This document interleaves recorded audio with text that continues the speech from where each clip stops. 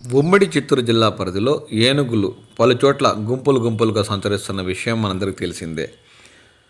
కుప్పం మండలం తీర్లబండ సమీపంలో వ్యవసాయ పొలాల వద్ద నివాసం ఉంటున్న ఓ ఇంటి వద్దకు ఈరోజు సాయంత్రం వేళ ఒంటరి ఏనుగు రావడంతో ఇంట్లోని వారు భయంతో గజగజలాడారు. ఇటీవల కుప్పం మండలం కూర్మాయపల్లి వద్ద రైతును హతమార్చిన ఒంటరి ఏనుగు ప్రస్తుతం మరో 2 ఏనుగులతో కలిసి సంచరిస్తుంది.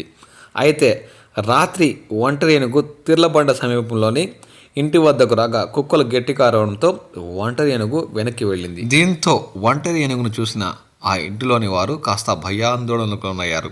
తర్వాత తిరిగి ఒంటరి ఏనుగు అడవిలోకి వెళ్ళిపోవడంతో వారు ఊపిరి పీల్చుకున్నారు.